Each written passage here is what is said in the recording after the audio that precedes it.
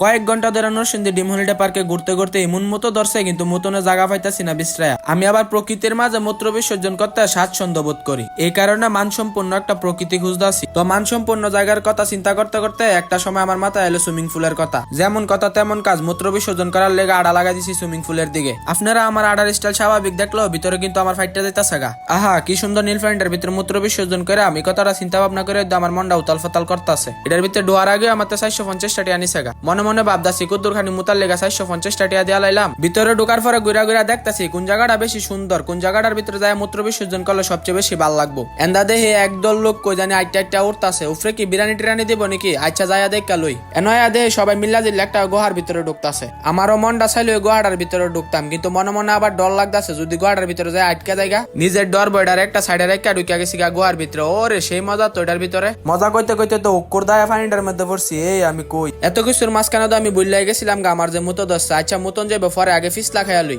আগের বার আন্দার গুহার ভিতরে ঢুকা ডর করছিল, এ কারণে এবার সাত খোলা গুহার ভিতরে ঢুকছি।